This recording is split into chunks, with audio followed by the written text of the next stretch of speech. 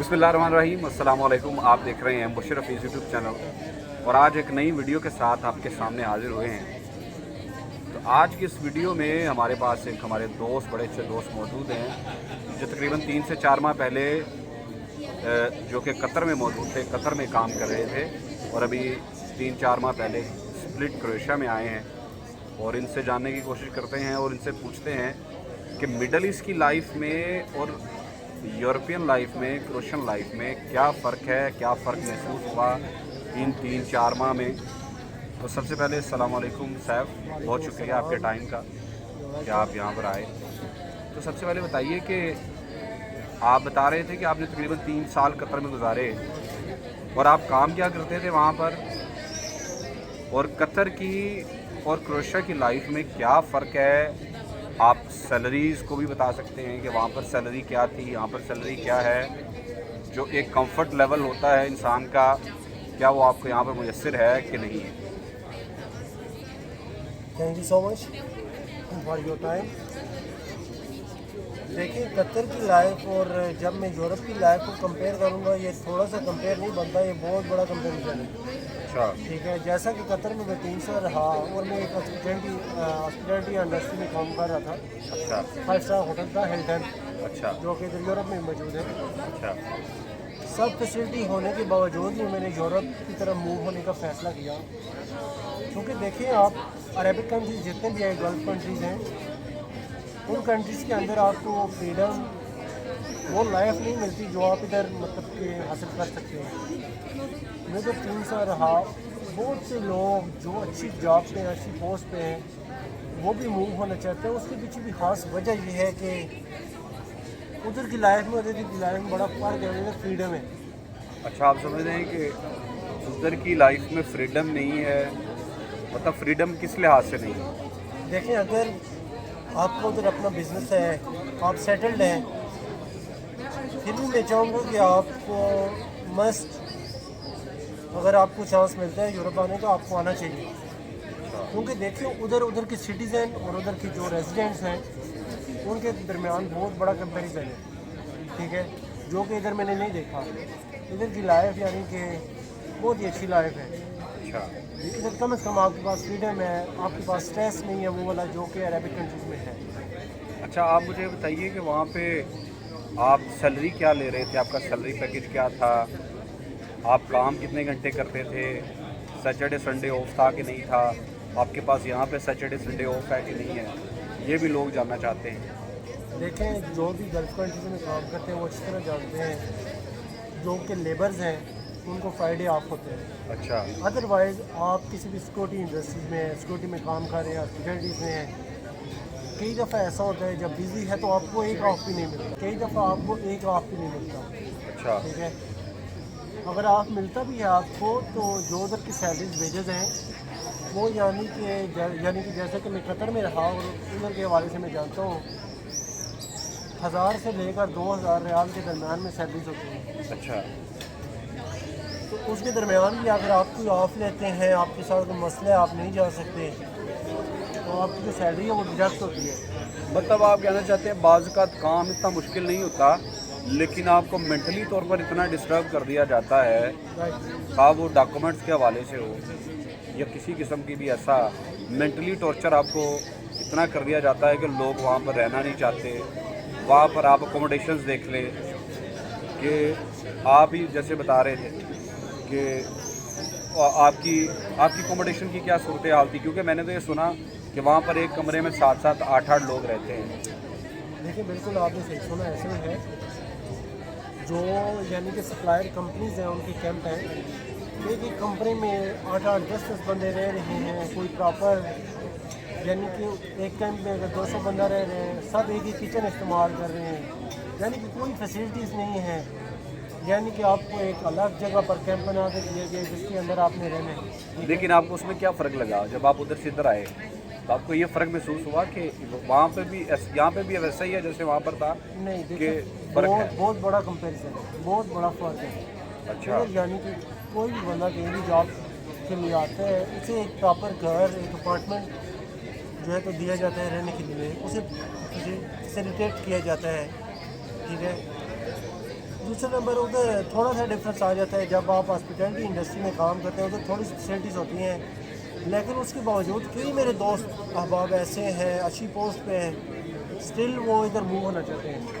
यही उसके पीछे रीज़न है कि उधर की लाइफ और इधर की लाइफ जो है ना बड़ी डिफरेंट है। वो फ्रीडम यानी कि आप गुलामी से बाहर निकल आते हैं जब आप इधर आते हैं। उधर आप यानी कि एक्सरसाइज होने के बावजूद भी, आपके पास फैसिलिटीज़ होने के बावजूद भी आप एक यानी कि अपने आप को गुलाम समझते, अपने आप को कैद समझते हैं। मैं तो किसी को भी प्रेफर नहीं करूँगा।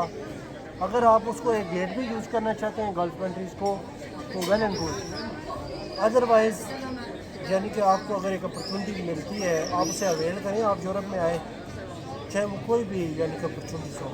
अच्छा, लेकिन साहब ये भी तो एक बात है ना कि अगर आप डायरेक्टली पाकिस्तान से अप्लाई करते हैं नाउ डेज अभी इस दौरान तो आपको वीज़ा मिलना मुश्किल है, लेकिन अगर आप इस दौरान किसी मिडल ईस्ट में बैठे हैं और वहाँ से किसी यूरोपियन कंट्री का अप्लाई करते हैं तो उसके ज़्यादा चांसेस हैं वीज़ा हासिल करने के। देखिए सबसे पहले तो हमारा एक माइंड सेट ही ऐसा बना हुआ है नेगेटिव।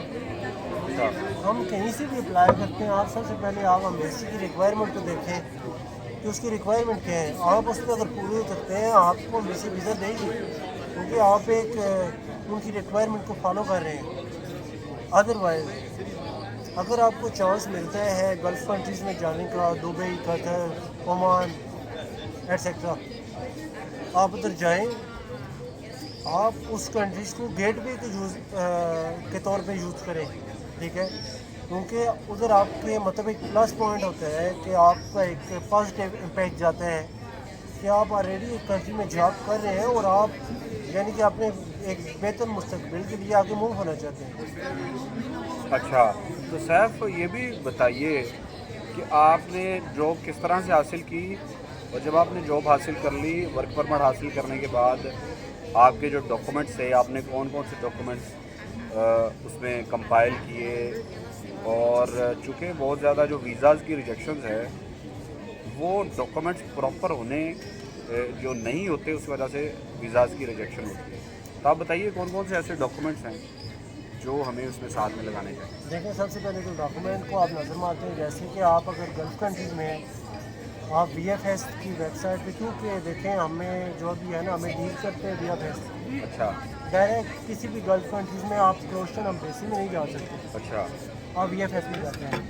अच्छा तो उस वेबसाइट पे जाकर आप जिस कंट्री के लिए अप्लाई करना चाहते हैं, आप क्रोशिया के लिए या किसी भी यूरोपियन कंट्रीज़ के लिए, तो आप उधर रिक्वायरमेंट चेक करें कि कौन से डॉक्यूमेंट जो रिक्वायर्ड है।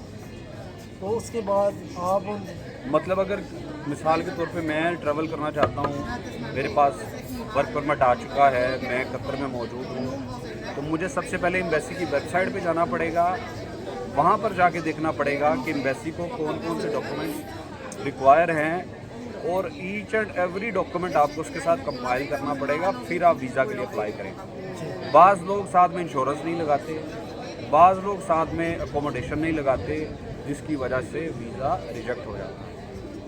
देखिए सबसे पहले तो ये है कि आप जैसे कि मैंने पहले जिक्र किया, आप जो डॉक्यूमेंट रिक्वायर्ड हैं वो चेक करें, उसके मुताबिक आप अपनी फाइल रेडी करें, वो डॉक्यूमेंट फिल करें। आप अगर आप खुद अप्लाई कर रहे हैं तो कोशिश करें किसी ऐसे बंदे से आप इंफॉर्मेशन ले रहे हैं जिसे पता हो। सबसे पहले डी फॉर्म होता है जिसमें आप सारी डॉक्यूमेंट्स मतलब सारा डेटा अपना फिल करते हैं, अपनी कंपनी को मेंशन करते हैं, जहाँ आप जाना चाहते हैं, अपनी जो भी डेटा है। उसके बाद जो डॉक्यूमेंट रिक्वायर है कोशिश करें उसमें कोई भी डॉक्यूमेंट फेक ना हो। कुछ दोस्त ऐसे होते हैं वर्क परमिट ओरिजिनल होने के बावजूद, यानी कि जैसे कि इंश्योरेंस है, डमी टिकट है, ठीक है, जैसे कि इंश्योरेंस है वो फेक बनवा लेते हैं, कुछ पैसों को बचाने के लिए वो अपना फ्यूचर जो है ना वो तबाह कर देते हैं, वो उसी में ही सारा लग जाते हैं और अपना वीज़ा तो रिजेक्ट वो हुआ। बाद में क्या ब्लेम करते हैं, वो क्या एक मतलब कि रिव्यू देते हैं कि हमारे पास तो कोई वीज़ा नहीं लगता। क्यों नहीं लगता? आप अगर हम एसी की रिक्वायरमेंट को फॉलो कर रहे हैं तो आपको वीज़ा लगेगा। अच्छा, तो ये थी हमारी आज की वीडियो, और मैंने कोशिश की है कि जो सीधा सवालात हैं वो अपने दोस्त से पूछे जाएं। और जो लोग ये कह रहे थे कि अभी इस दौरान जो पाकिस्तानी पासपोर्ट पर क्रोएशिया का वीज़ा नहीं लग रहा, तो बिल्कुल क्रोएशिया का वीज़ा लग रहा है, लेकिन मोस्ट इम्पोर्टेंट जो बात है वो ये है कि आपको अपने जो डॉक्यूमेंट्स हैं उसको गो थ्रू करना चाहिए, उसे चेक करना चाहिए अच्छे से। नहीं तो किसी ऐसे बंदे से आप चेक करवाएं जिसे सारे डॉक्यूमेंट्स का आइडिया हो। और सबसे पहले जैसे कि सैफ ने बताया कि आप एम्बेसी की वेबसाइट पर जाकर देखें कि कौन कौन से डॉक्यूमेंट्स रिक्वायर हैं और फिर उसे बाकायदा टिक मार्क करें कि ये डॉक्यूमेंट्स आपने इसके साथ कंपाइल कर दिए हैं और अब आप रेडी हैं वीज़ा अप्लाई करने। तो इस तरह की इंशाल्लाह वीडियोस आती रहेंगी, आप हमारे साथ बंधे रहिए। मेरे YouTube चैनल को आप सब्सक्राइब करें, वीडियोस को लाइक कीजिए और कमेंट सेक्शन में भी बताइए कि और किस तरह की वीडियोस आपके सामने हम पेश करें। तो अगली वीडियो तक मुझे इजाज़त दीजिए। बहुत शुक्रिया।